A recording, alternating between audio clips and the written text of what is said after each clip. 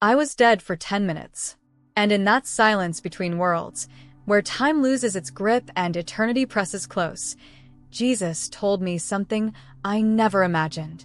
He said 3 simple words had been blocking my prayers for years. I couldn't believe it. Me? I thought I knew how to pray. I thought prayer was the one thing I had done right. I wasn't careless with my faith. I wasn't rebellious.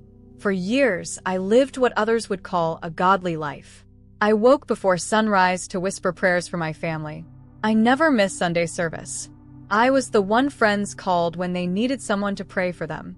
In the eyes of my church, my neighbors, and even my family, I was steady, faithful, respectable. But in that encounter with Jesus, when everything that was hidden came to the surface, I realized I had been carrying a quiet deception inside me. Not the kind you recognize, but the kind that feels harmless, even holy. And yet it had been slowly silencing heaven's response to my prayers. As I stood before him, undone in his presence, he said words I will never forget. You pray like you believe in me, but your words betray your doubt. And doubt, when spoken, becomes agreement with the enemy. My heart shattered, because I knew he was right. And before I take you deeper into that moment, I need you to hear this. The very same 3 words he exposed in me, words I thought were safe, even reverent, are words millions of Christians still pray every single day. By the end of this story, you'll know exactly what they are. It didn't start with thunder or some grand event. It started like any other ordinary morning. The alarm went off. I shuffled into the kitchen, the air heavy with the smell of coffee brewing. My husband was scrolling through his phone at the table, my children half awake, still rubbing their eyes, waiting for breakfast. I moved through the motions, buttering toast, packing lunches, reminding one child not to forget their homework, whispering a prayer under my breath. Lord, keep them safe today. Bless their steps. I don't remember feeling sick. Maybe just a little lightheaded, but nothing out of the ordinary. A headache the night before, maybe a bit of fatigue. But nothing that would have warned me that within minutes, my life would hang in the balance. One moment, I was pouring juice into cups. The next, the world tilted. My vision blurred. The sound of my children's chatter faded into silence. My body hit the floor before I could even cry out. I learned later what happened in that frantic window of time. My husband shouting my name, calling 911 with trembling hands. My children crying, frozen in shock. The paramedics arriving, rushing me onto a stretcher. Their monitors flatlining. Their voices urgent. No pulse. She's gone. For 10 full minutes, I was clinically dead. But here's the part the doctors can't explain, because while my body lay motionless on the cold table, surrounded by flashing lights and desperate hands trying to bring me back, I wasn't gone. I was more alive than I had ever been.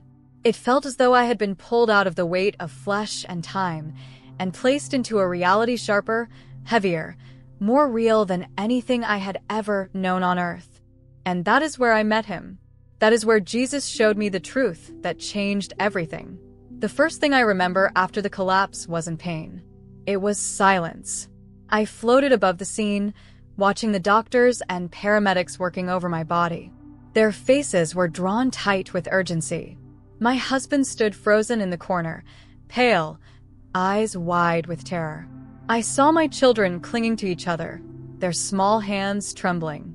The room was filled with sound, machines beeping, voices shouting, but to me, it was muted, distant, like a play I was no longer a part of.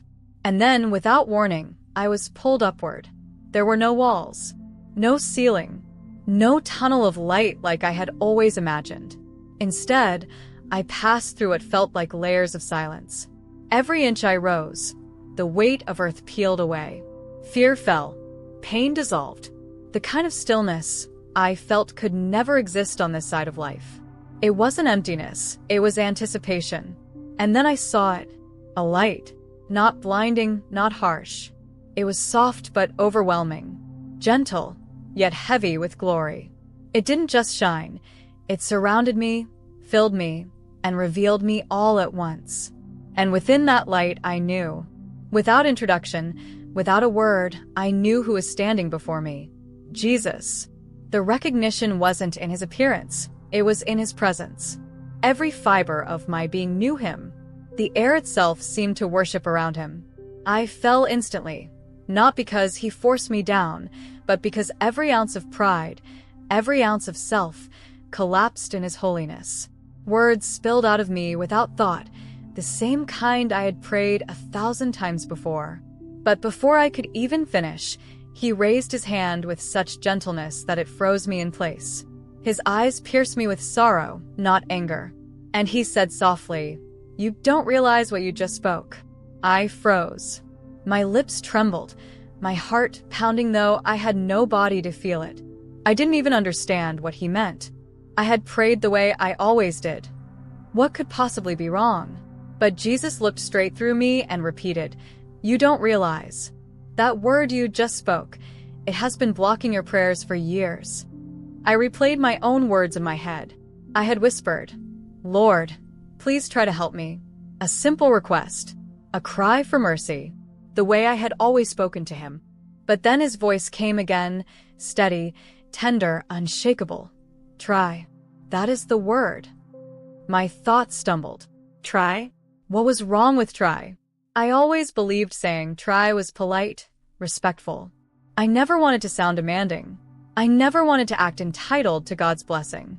So, I softened my prayers. "Lord, please try to heal her. Please try to fix this. Please try to open a door." Jesus shook his head. "When you say try, you deny my power. You treat me as if I am uncertain, as if I might fail. You speak as though I am a man with limits, not the God who has already overcome." The words pierced me. I thought back to countless moments, kneeling by my bed at night, praying for my children, whispering for God to try, to keep them safe. Standing in the church pew, asking him to try to heal the sick, begging him to try to move in my marriage. Every single prayer, wrapped in a hidden seed of doubt. He continued, "My daughter, faith never asks me to try. Faith declares that I have done it, that I will do it, that I am faithful to my word." When you pray with try, you close the door of certainty and open the door of doubt. And I will not answer doubt. My knees shook. My spirit broke. Because in that moment, he reminded me of scripture I had known since childhood but never applied with conviction.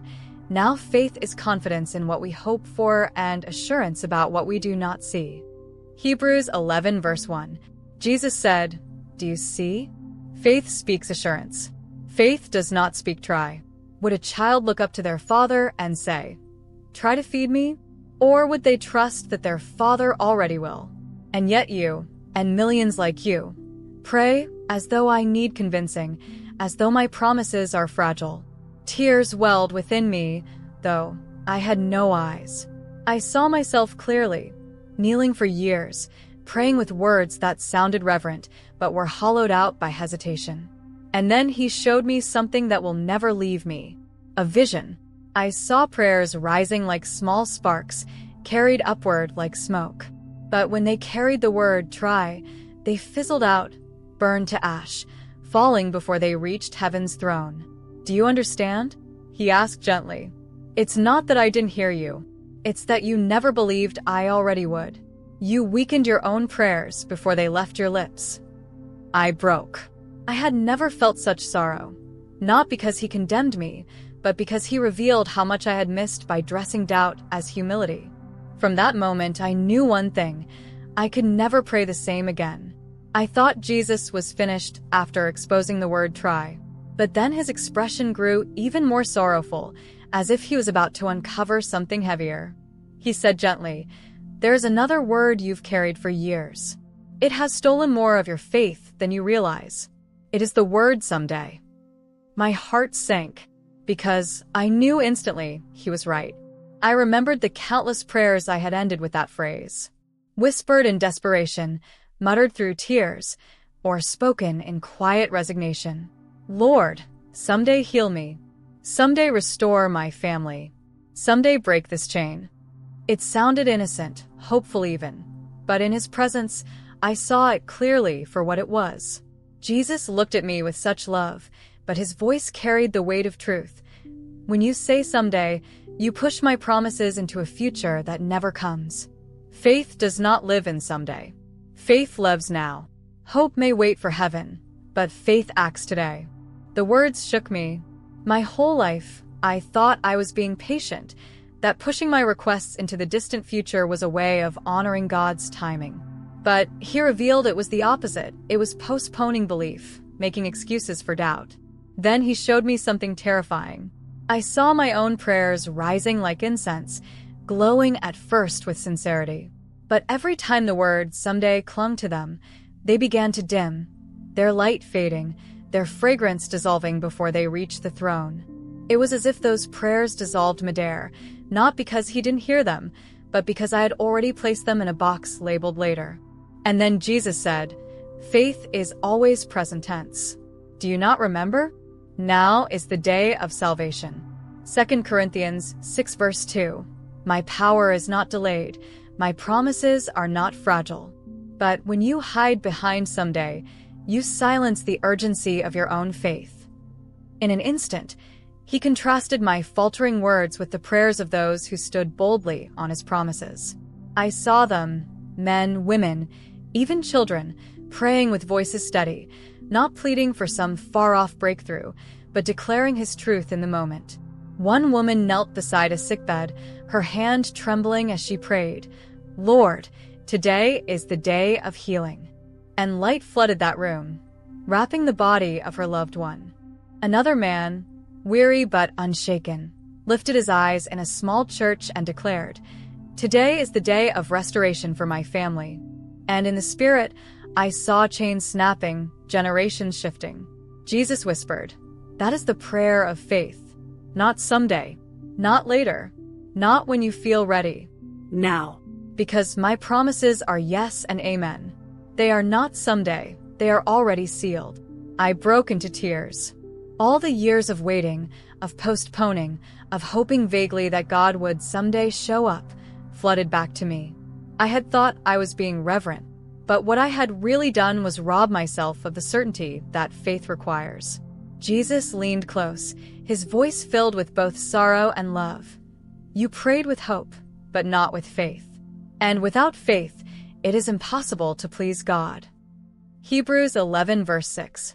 In that moment, I saw it so clearly. Hope is beautiful, but hope by itself looks forward. Faith, however, looks upward and anchors itself in the present. I bowed before him, trembling, no longer asking, "Lord, someday." Instead, whispering, "Lord, I believe you now." And from that moment on, I knew someday had no place in my prayers again.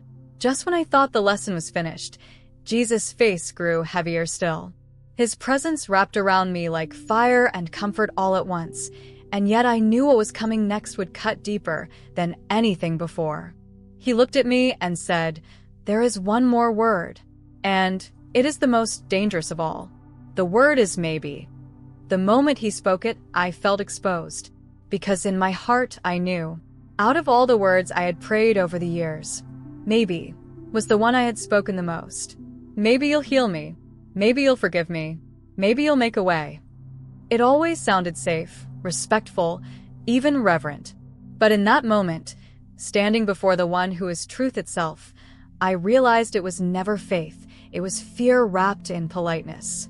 Jesus' eyes pierced through me with sorrow, not anger. Maybe his doubt disguised as reverence. It is a wound in faith. It is not humility, it is hesitation. And hesitation cancels the very thing prayer is meant to release. Then he gave me a vision. I saw a child looking up at their father with trembling lips, saying, "Maybe you love me." The words pierced me like a blade. Because as a parent myself, I knew instantly how devastating those words would feel. Jesus whispered, "That is what my children say to me every time they pray with maybe." I fell to my knees, undone. I remembered the countless nights I had ended my prayers with those very words. Maybe, maybe, maybe. And in his presence, I saw them for what they truly were, uncertainty dressed up to look like surrender. He continued, My word declares I am the same yesterday, today, and forever. I do not change.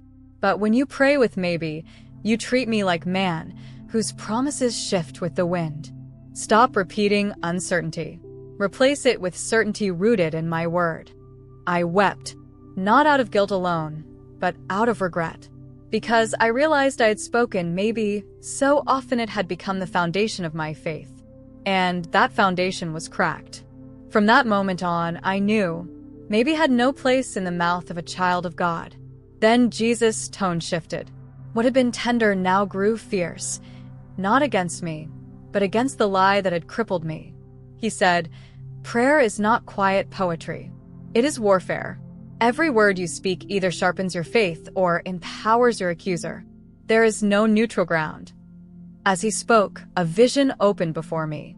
I saw believers kneeling in prayer, but in the spirit they stood like soldiers on a battlefield. Many held swords, but their blades were dull, bent, rusted. They swung weakly, whispering hesitant prayers, "Try someday maybe." And with every frail word, the enemy advanced. But then I saw another group. Their weapons gleamed like fire. Their voices carried authority, not because they were loud, but because they were certain. They prayed with words like, "I know, I receive, I believe." And with every declaration, the enemy fell back, retreating in terror. Jesus turned to me and said, "Do you see? This is why words matter. Not because of eloquence, not because of emotion, but because of authority. My children don't realize they are speaking life or death with every prayer." His words echoed Proverbs 18 verse 21. The tongue has the power of life and death. I understood then what I had missed my entire life. Prayer was never meant to be vague wishes whispered into the dark. It was meant to be a weapon forged in faith, declarations that carry the authority of heaven itself. And in that moment, I made a decision. Never again would I dull my sword with words of doubt. Just when I thought the lesson was complete, Jesus spoke again, this time with a gentleness that felt like sunlight breaking through a storm. "There is one more thing you must learn," he said. "The door of prayer was never meant to begin with lack. It begins with thanksgiving." His words pierced me because I knew immediately how I had prayed my entire life. Almost every prayer I had ever whispered started with desperation. "Lord, please help me. God, I need you to fix this. Father, I'm afraid. Please come through." Every prayer began with need, not thanks. But Jesus looked at me with love and said, "Thanksgiving is not flattery. It is not empty words meant to make me feel honored. Thanksgiving is faith declaring that what I promised is already done. It shifts the atmosphere before a single request is spoken." Then he showed me a vision. I saw prayers rising up heavy, burdened with fear, weighted down with desperation. They struggled to rise, slowed by their own heaviness.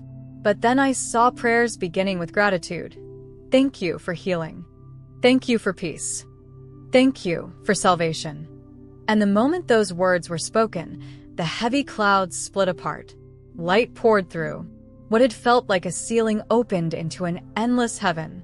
Jesus smiled and whispered, "Do you see? Thanksgiving breaks the weight of doubt. It declares, before your eyes see, that your heart already knows. That is faith." And in that moment, I realized I had spent years begging God to notice me, when all along, he was waiting for me to notice him. Then Jesus' gaze turned serious again, filled with both urgency and love. "You cannot keep this to yourself," he said. "Warn my people. Teach them to remove doubt from their words and to pray with the authority of children, not beggars. Tell them I am not a distant judge to be convinced. I am a father who is already given. But their words must agree with my truth, not their fears." My heart trembled, because in that moment, I realized how small I had been living, beneath my inheritance, beneath the authority that was already mine as his child. I had been praying like a servant begging for scraps, when in truth, I was a daughter invited to the king's table. He placed his hand on me one final time and said, "Remind them that when faith speaks with certainty, heaven moves." Then, as suddenly as it began, the light faded. My eyes opened to the blur of hospital lights and the gasps of doctors around me. But I was no longer the same. I had died for 10 minutes, but in that death, I was taught how to truly live. And now, I tell you with everything in me, if you have ever prayed with the words try, someday, or maybe, today is the day to surrender them. Stop letting doubt dress itself as reverence. Stop postponing faith. Stop speaking uncertainty. Pray as a child who is loved. Pray with the confidence of one whose Father never changes. And if you're ready to lay those words down forever, declare it right now. Comment below with one word, Amen. Not as a ritual, not as a habit, but as your first step into certain, unshakable faith. Because when you speak with that certainty, heaven moves.